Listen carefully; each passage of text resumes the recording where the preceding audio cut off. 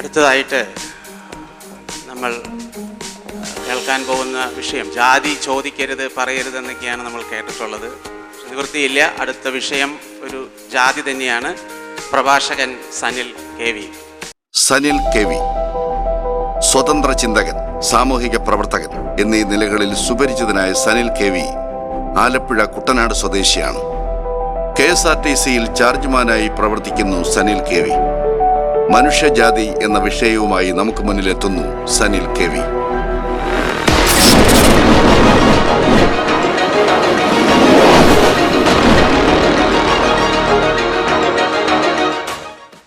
Essence release ചെയ്യുന്ന വീഡിയോകൾ എത്രയും വേഗം ലഭിക്കുന്നതിന് ന്യൂറോൺസ് ചാനൽ സബ്സ്ക്രൈബ് ചെയ്യൂ.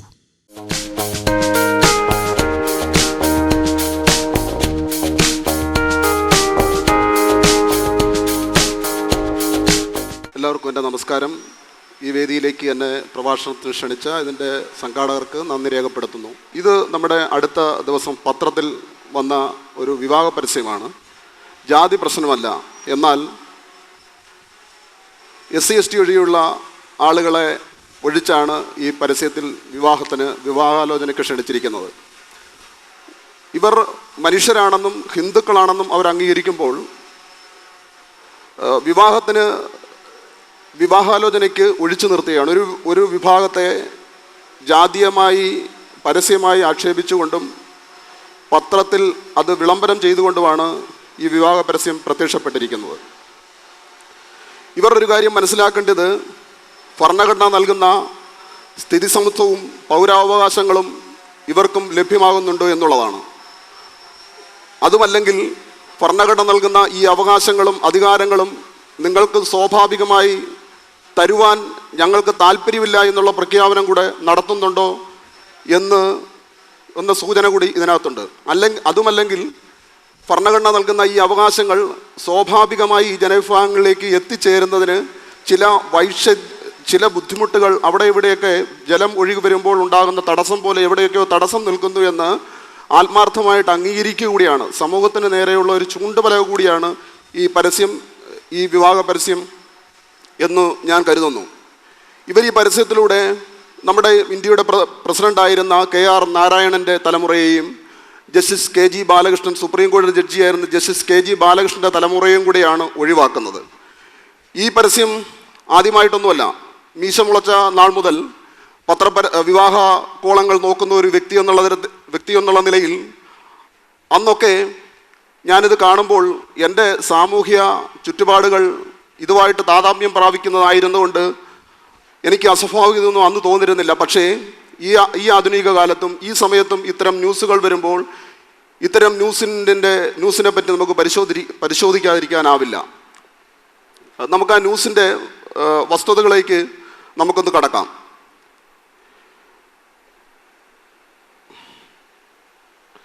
നമ്മുടെ ഭാരതത്തിലെ ചാതുർവർണ്ണ വ്യവസ്ഥ പ്രകാരം 4 ജാതി മാത്രമാണുള്ളത്. ബാക്കിയൊന്നും മനുഷ്യരല്ല. ചണ്ടാളരും തൊട്ടുകൂടാത്തവരും തീണ്ടിക്കൂടാത്തവരുമാണെന്നാണ് പറയുക. ജോലിയുടെ സാമ്യതയുടെ അടിസ്ഥാനത്തിൽ ഈ വേദഇതിഹാസ കാലഘട്ടത്തിലെ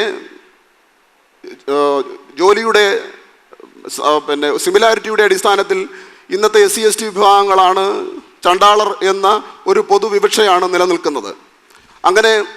എന്നാൽ ഈ SC/ST വിഭാഗങ്ങളുടെ ഏതെങ്കിലും ഒരു ജാതിയെപ്പറ്റി ഈ ഇതിഹാസങ്ങളിൽ പരാമർശിക്കുന്നുമില്ല. അത് ഏത് ജാതി വേണം, ഗുജറാൾ വിഭാഗമോ യാദവ് വിഭാഗമോ കേരളത്തിലെ നായരോ ഈഴവരോ ആര് വേണമെന്നുമാകാം. ഒരു വിഭാഗത്തെ പറ്റി പോലും പരാമർശിക്കുന്നില്ല. എങ്കിലും ഈ വിഭാഗങ്ങളാണ് SC/ST വിഭാഗങ്ങളാണ് ഈ ചണ്ടാളർ എന്നുള്ളൊരു പൊതുവിവക്ഷയാണ് നമ്മുടെ സമൂഹത്തിൽ നിലനിൽക്കുന്നത്.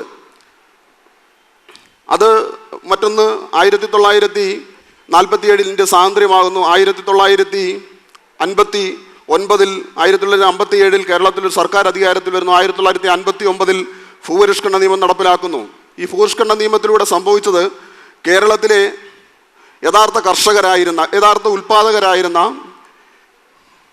മണ്ണിൽ പണിയെടുക്കുന്നവരെ ഭൂപരിഷ്കരണ നിയമത്തിലൂടെ 5 സെൻറ്റിലും 10 സെൻറ്റിലും ഒതുക്കുന്ന നിയമമാണ് ഉണ്ടാക്കിയത്. ലോകത്താകെ നടത്തിയ ഭൂപരിഷ്കരണ നിയമത്തിലൂടെ ആരാണോ കർഷകരായിരുന്ന അവർക്കായിരുന്നു ഭൂമി നൽകിയെങ്കിൽ കേരളത്തിൽ സംഭവിച്ചത് ഇടത്തട്ടുകാരായിരുന്ന പാട്ടക്കാർക്കാണ് ഭൂമി നൽകിയെന്നുള്ള ഭൂമി നൽകുകയാണ് ഉണ്ടായത്. ഇവിടെ ഒരു കാര്യം നമ്മൾ മനസ്സിലാക്കേണ്ടത്, കാർഷിക സമ്പദ് വ്യവസ്ഥയെ ആശ്രയിച്ച് കഴിയുന്ന ഒരു രാജ്യത്ത് കൃഷിഭൂമിയുടെ ഉടമകളാകുക എന്ന് പറയുമ്പോൾ ആ സാമൂഹ്യ പ്രക്രിയയുടെ, സാമ്പത്തിക പ്രക്രിയയുടെ ഭാഗമാകാൻ ഉള്ള അവസരമാണ് ലഭ്യമാകുന്നത്. മറിച്ച് ഈ 5 സെൻറ്റിലും 10 സെൻറ്റിലും ഒതുക്കിയതോടുകൂടി ഇവിടുത്തെ സാമ്പത്തിക പ്രക്രിയയുടെ സാമൂഹ്യ ക്രമത്തിൻ്റെ ഭാഗമാകാൻ കഴിയാതെ ഒരു ഭാഗം മാറ്റപ്പെടുകയാണ് ചെയ്തത്. മറ്റൊന്ന്, നമുക്കറിയാം, കേരളത്തിലെ വിദ്യാഭ്യാസ സ്ഥാപനങ്ങൾ കേരളത്തിൻ്റെ സാമൂഹ്യ രംഗത്ത് ചെലുത്തുന്ന സ്വാധീനം എന്തുമാത്രം ഉണ്ടെന്നറിയാം. ഒരു വർഷം 1000 കോടിയിലധികം രൂപയാണ് ഈ സ്ഥാപനങ്ങളിലൂടെ ശമ്പള ഇനത്തിൽ ഗവൺമെൻറ് ഖജനാവിൽ നിന്ന് ചെലവാക്കുന്നത്. ഇത്തരം സ്കൂളുകളും കോളേജുകളും എല്ലാം ഈ ജാതിയുടെ അടിസ്ഥാനത്തിൽ, മതത്തിൻ്റെ അടിസ്ഥാനത്തിൽ ശക്തമായി വീതം വെച്ചെടുക്കുമ്പോൾ ഒരു സ്കൂളുകളും കോളേജുകളും ഈ SC/ST വിഭാഗത്തിന് ലഭ്യമായില്ല എന്നുള്ളത് വളരെ ഗൗരവമുള്ള കാര്യമാണ്. ഒരു ഗവൺമെൻറ്റിൻ്റെ പ്രോപ്പർട്ടിക്ക് എല്ലാവർക്കും ഒരുപോലെ അവകാശമുണ്ടെന്നിരിക്കെ ഈ ഒരു വിഭാഗത്തിന് മാത്രം ലഭ്യമാക്കുവാൻ ഒരു ഗവൺമെൻറ് ഉത്തരവാദിത്തം ഉണ്ടായിരുന്നുവെങ്കിൽ കൊടുക്കാമായിരുന്നു. ഈ വിഭാഗത്തിലെ വിദ്യാസമ്പന്നരായ ആളുകളെ അണിനിരത്തിക്കൊണ്ട് ഒരു സൊസൈറ്റി രൂപീകരിച്ചുകൊണ്ട് ഈ സ്ഥാപനങ്ങൾ തുല്യമായി വിതരണം ചെയ്യുവാൻ സാധ്യതയുണ്ടെന്നിരിക്കെ അത് ചെയ്യാതെ പോയത് ഈ വിഭാഗത്തിനോട് ചെയ്ത ഒരു സോഷ്യൽ ക്രൈമാണ് എന്ന് ആണ് പറയാനുള്ളത്. മറ്റൊന്ന്, ഇങ്ങനെ പ്രധാനപ്പെട്ട മേഖലയിൽ നിന്നും കേരളത്തിലെ സമ്പദ് വ്യവസ്ഥയെ നിയന്ത്രിക്കുന്ന, സാമൂഹ്യ വ്യവസ്ഥയെ നിയന്ത്രിക്കുന്ന പ്രധാനപ്പെട്ട ഭാഗത്തു നിന്നും ഒഴിഞ്ഞു മാറപ്പെട്ട ഒരു ജനം രാഷ്ട്രീയ രംഗത്തേക്കും കടന്നു വരുന്നതിനും അതിനകത്തും സ്വാധീനം ഉറപ്പിക്കുന്നതിനുള്ള സാഹചര്യം നഷ്ടപ്പെടുന്നു. അതോടുകൂടി തന്നെ അധികാര രംഗത്തേക്ക്, താക്കോൽ സ്ഥാനങ്ങളിലേക്ക് കടന്നു വരാനുള്ള സാധ്യതകളാകെ അടയപ്പെടുന്നു. അങ്ങനെ നമുക്ക് നോക്കുമ്പോൾ കേരളത്തിൻ്റെ 59 മുതലുള്ള ചരിത്രത്തിൽ ഈ ജനവിഭാഗങ്ങൾ ആകെ സാമൂഹ്യ ശ്രേണിയിൽ വ്യക്തമായ സ്വാധീനം ചെലുത്തുവാനുള്ള അവസരമാണ് നഷ്ടപ്പെട്ടത്.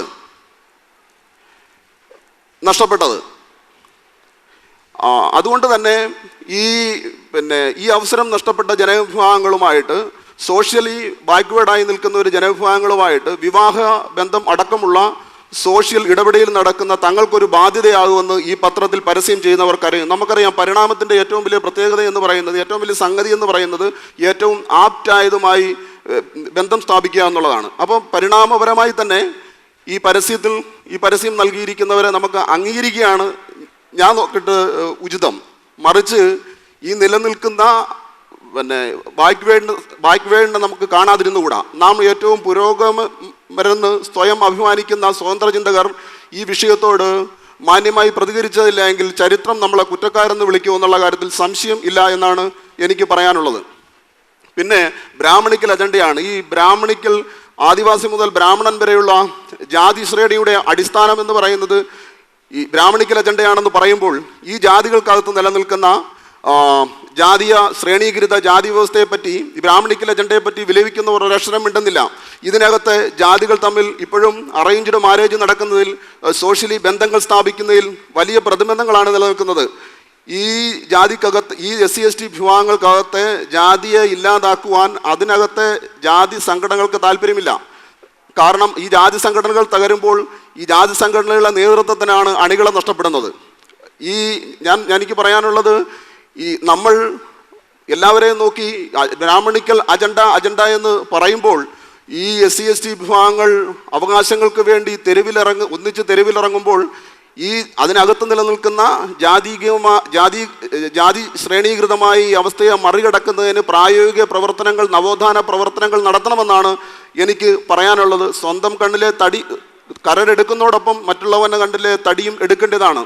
ഇത് നിലനിൽക്കുന്നത് ഈ ജാതിക്കുള്ളിലെ ജാതി നിലനിൽക്കുന്നത് ഈ SC/ST വിഭാഗത്തിൽ മാത്രമല്ല, മുസ്ലിം വിഭാഗത്തിലെ ഓസാന്മാരെന്ന് പറയുന്ന വിഭാഗത്തിനോട് വലിയ തരത്തിലുള്ള വേർതിരിവാണ് മുസ്ലിം വിഭാഗത്തിനകത്ത് നിലനിൽക്കുന്നത്. ഇന്നും ആ വിഭാഗവുമായിട്ട് അറേഞ്ച് മാരേജ് അടക്കമുള്ളത് നടക്കുന്നതിൽ വലിയ വേർകൃത്യം നിലനിൽക്കുന്നു എന്ന് നമുക്ക് അതുമായിട്ട് ബന്ധപ്പെട്ട് പരിശോധിച്ചാൽ നമുക്ക് കാണാൻ കഴിയുന്നതാണ്. അതുപോലെ തന്നെ നായർ വിഭാഗത്തിനകത്ത് തന്നെ ഈ മുടിവെട്ടുന്ന വിഭാഗമായ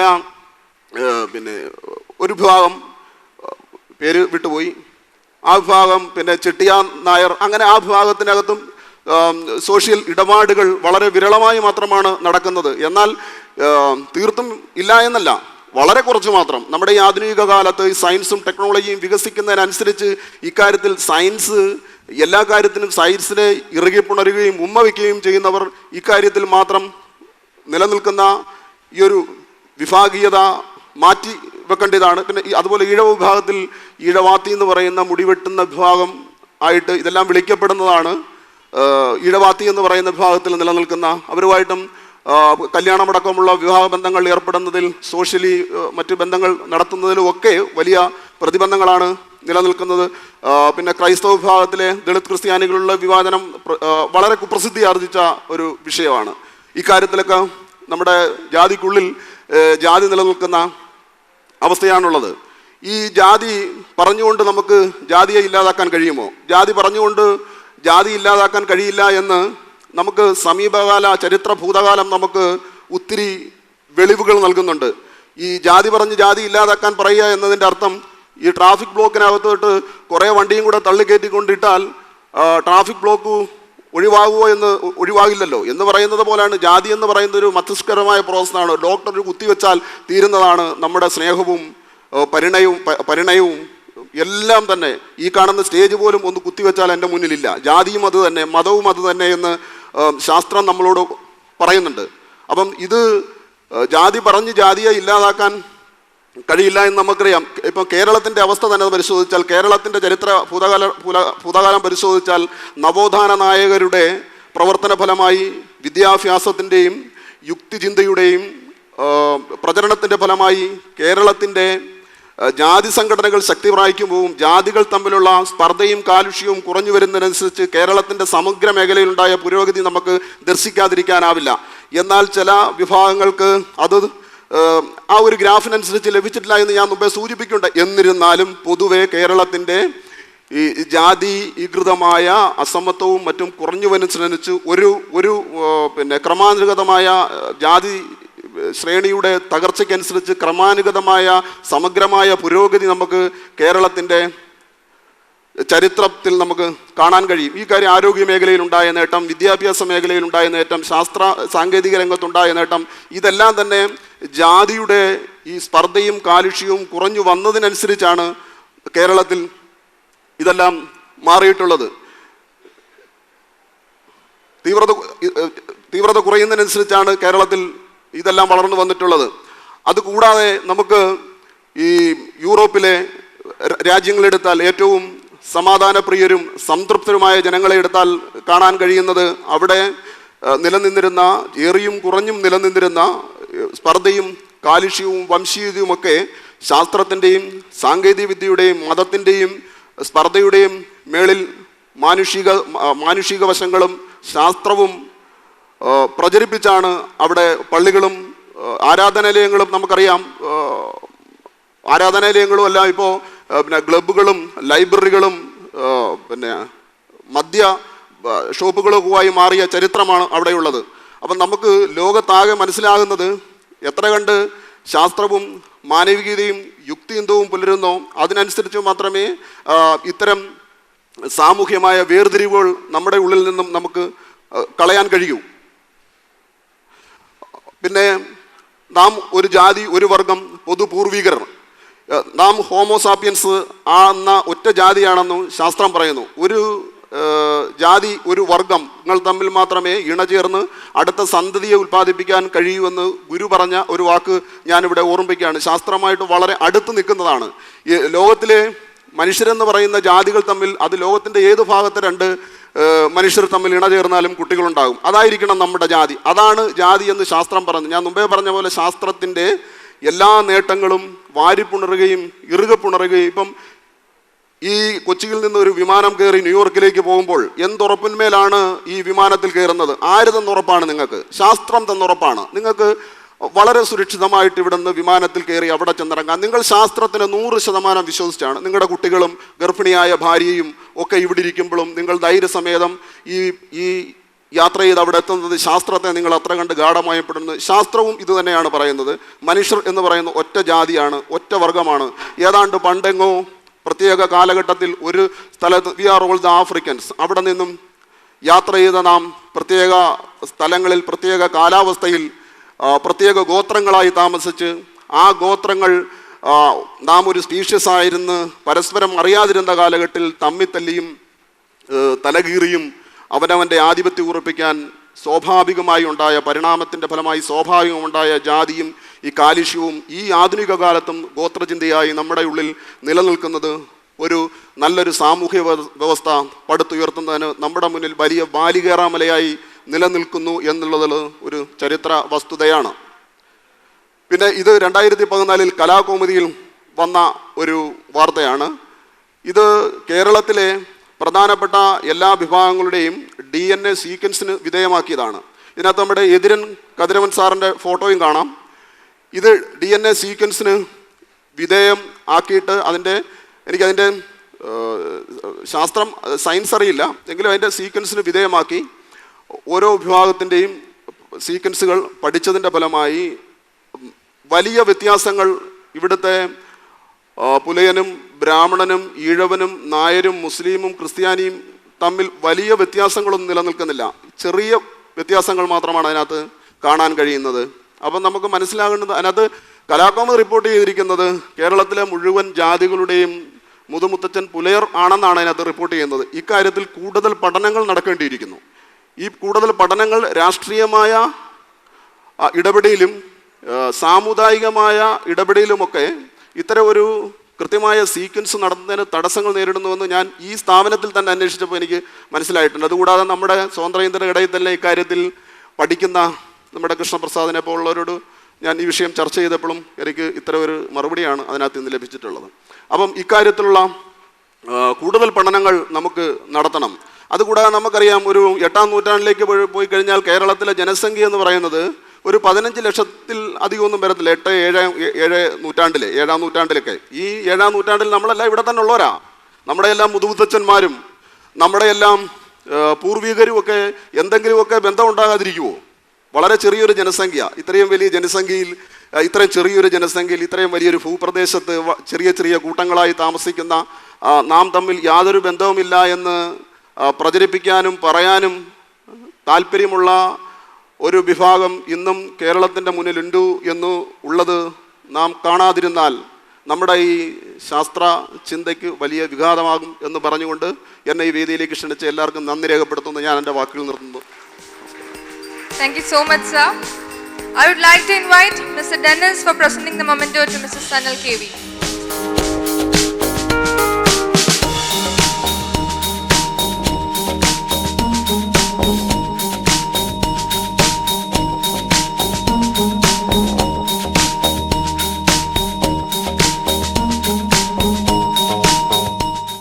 എസൻസ് റിലീസ് ചെയ്യുന്ന വീഡിയോകൾ എത്രയും വേഗം ലഭിക്കുന്നതിന് ന്യൂറോൺസ് ചാനൽ സബ്സ്ക്രൈബ് ചെയ്യൂ.